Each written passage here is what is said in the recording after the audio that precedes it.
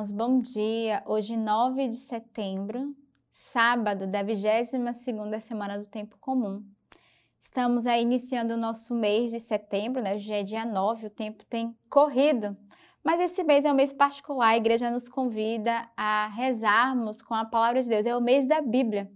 No final do mês celebramos São Jerônimo, esse que traduziu as Escrituras, e devemos já, desde o início do mês, saborearmos a sua palavra através da Lex Divina, que é essa leitura orante da palavra de Deus que a igreja nos oferece a cada dia. E quase todos os dias eu tenho feito esse convite: se torne um evangelizador da palavra de Deus. Ofereça uma Bíblia a alguém que não conhece, que ainda não teve a graça de entrar nos ensinamentos do verbo. Ofereça a Lex Divina, o compêndio. Já estamos preparando o compêndio de 2024, né, com o tema Sinfonia da Oração. Está ficando belíssimo com textos do nosso fundador. Então, você é convidado também a ser esse anunciador da palavra e esse mês, de modo particular, a se dedicar à meditação da palavra de Deus. E assim, quando você for à Santa Missa, você já preparou seu coração para acolher as leituras que a igreja nos oferece. Hoje também a igreja celebra São Pedro Claver. A primeira leitura de hoje ela é retirada da carta de São Paulo aos Colossenses. Vós éreis outrora estrangeiros e inimigos, pelo ensinamento e pelas obras más. Mas agora, pela morte, ele vos reconciliou no seu corpo de carne, entregando-os à morte para diante dele vos apresentar santos, imaculados e irrepreensíveis. Contanto que permaneçais alicerçados e firmes na fé, e sem vos afastar da esperança do Evangelho, que recebestes e que foi anunciado a toda criatura que vive debaixo do céu e do qual eu, Paulo, fui feito ministro. Então, São Paulo aqui vai exortar a comunidade de Colossenses. Essa semana inteira, né, a gente tem lido essa carta de São Paulo, e no início ele começa dizendo: antes tu eras estrangeiro e inimigo, mas depois da morte, né, de Jesus, todos foram reconciliados. E ele vai dizer que somos convidados a sermos santos, imaculados e irrepreensíveis. E, sobretudo, a permanecer alicerçados e firmados na fé. Então, a primeira graça que São Paulo vai exortar essa comunidade, que exorta cada um de nós, é permanecer alicerçado. E a nossa fé ela deve ser firmada em Deus, no Evangelho e na sua palavra, sem vos afastar da esperança do Evangelho. Então, ele vai dizer: não vos afasteis do Evangelho, não percamos a esperança na sua palavra que recebestes e que foi anunciado a toda a criatura. Então, pensamos de modo particular essa graça, dessa esperança viva no Evangelho, na sua palavra, no qual nós meditamos e somos convidados a sermos também anunciadores do verbo da sua palavra. E Paulo vai dizer: eu fui instituído ministro. Você também é convidado a ser um ministro da palavra, um ministro do verbo, um anunciador da graça de Deus. O salmo de hoje é o Salmo 53. Salva-me, ó Deus, por teu nome, pelo teu poder, faze-me justiça. Ouve, ó Deus, minha prece, dá ouvido às palavras de minha boca. Deus, porém, é meu socorro. O Senhor é quem sustenta a minha vida. Eu te oferecerei um sacrifício espontâneo e agradecerei o teu nome, porque ele é bom. Então, é um salmo de súplica e um salmo de gratidão. Então, primeiro o salmista começa dizendo: Senhor, salva-me. Né? Ele clama por esse socorro, dizendo: pelo teu nome, pelo teu poder, faz-me justiça. Então, ele vai reconhecer essa alma frágil, pecadora, que precisa ser salvo diariamente. Ele vai dizer: Senhor, ouve a minha prece, né? Dá ouvido às palavras de minha boca. Então, o salmista aqui começa fazendo essa súplica, dizendo: Senhor, ouve a minha oração, escuta o grito do meu coração. E às vezes nós precisamos também ser como o salmista, que clama ao Senhor, que escute a nossa prece, que escute o grito do nosso coração. E ele vai dizer: Deus, porém, tu és o meu socorro. O Senhor é quem sustenta a minha vida. Olha como ele reconhece essa mão de Deus que nos sustenta e que é o nosso socorro, que escuta o grito do nosso coração e que nos atende.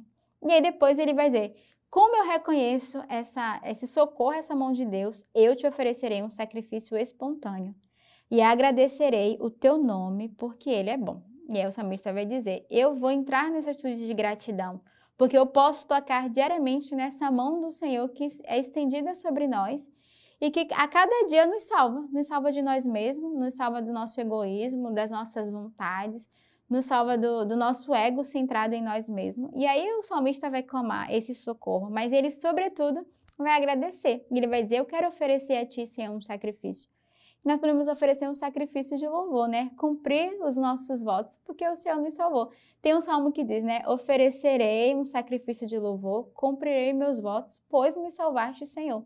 Então, que nesse dia possamos também oferecer esse sacrifício ao Senhor e reconhecer que o Senhor nos salvou e que nos salva diariamente. O evangelho de hoje é do livro de São Lucas.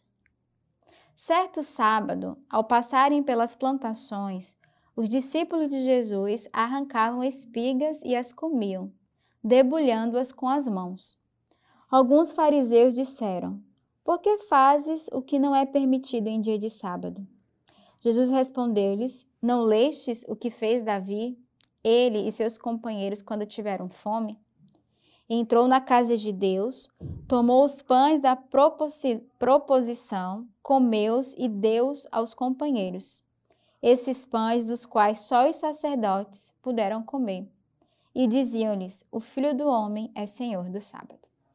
Então a gente vê no evangelho de hoje o povo que vai exortar, né, os fariseus que vai ali exortar, porque os discípulos estavam no dia de sábado, arrancando espigas, debulhando e comendo. E o Senhor vai dizer, vai fazer uma outra exortação para eles, né, vai dizer exatamente, não lestes que quando os companheiros tiveram fome lá no Antigo Testamento, o que eles fizeram? Entraram na casa e comeram os pães que seriam oferecidos e ainda deu aos companheiros. Então o Senhor vai dizer, o homem também é Senhor do sábado. Né? O sábado não foi feito para amaldiçoar, mas ao contrário, foi feito também para servir. E ele vai exortar, né, os fariseus que queriam ali justamente condenar o Senhor, jogando na cara dele, olha, os teus discípulos desobedecem no sábado comendo. Então imagina, se no sábado, o sábado não foi feito para nós, não foi feito para o homem, iríamos morrer de fome. E aqui ele vai, de fato, exortar que o sábado também é feito para cada um de nós. Hoje a igreja traz um santo talvez desconhecido para alguns, que é São Pedro Claver. O Papa Leão XXIII, ao canonizar este santo, declarou Pedro Claver o santo que mais impressionou depois da vida de Cristo. Nasceu na Espanha em 1580, desejando os piedosos pais consagrar o filho ao serviço do altar. Enviaram Pedro a Solsona para estudar os primeiros elementos da gramática.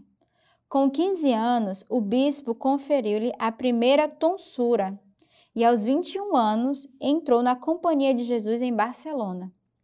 Pedro era devotíssimo da Virgem Maria e um profundo adorador de Jesus eucarístico. Após os estudos, Pedro foi ordenado sacerdote e enviado como missionário a Cartagena, porto da Colômbia, onde viveu seu apostolado entre os escravos por mais de 40 anos. Em Cartagena, Pedro estava diante de um dos 3 portos negreiros da América Espanhola, onde a cada ano chegavam de 12 a 14 navios carregados de escravos.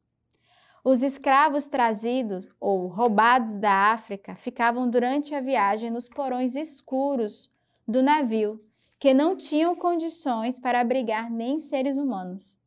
Eram tratados com menos cuidado do que os animais selvagens. E, por fim, os que não morriam, eles eram vendidos. Sem dúvida, o mercado dos escravos foi a página mais vergonhosa da colonização das Américas. Muitos missionários levantaram a voz contra esta desumanidade, mas sofriam perseguições e eram expulsos. O Papa proibiu repetidas vezes o comércio de escravos, mas a voz da igreja não comovia a dureza dos comerciantes e nem das autoridades. Durante mais de 40 anos, a vida de Pedro Claver foi servir aqueles escravos, cuidando deles, tanto do físico quanto espiritual. Claver fazia de tudo para evangelizar um por um. Por suas mãos passaram mais de 300 mil escravos. No dia 3 de abril de 1622, Pedro acrescentou aos votos religiosos da sua profissão mais um voto, o de gastar a vida inteira ao serviço dos negros escravos. Testificando este voto, escreveu de próprio punho, para sempre escravo dos negros. vítima da caridade, acabou morrendo em 8 de setembro com 74 anos de idade e 52 anos de vida religiosa, quando, ao socorrer o Cristo excluído e chagado, pegou uma terrível peste. Em razão da solenidade mariana, sua festa cai no dia 9 de setembro, um dia após a data em que se celebra a sua morte.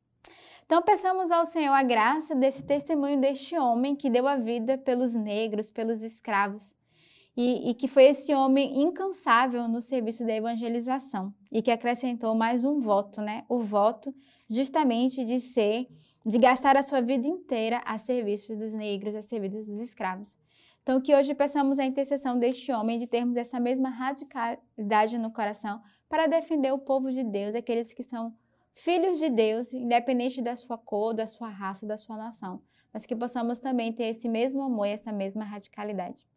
Tenhamos neste dia um belo sábado na intercessão da Virgem Maria e que Deus os abençoe.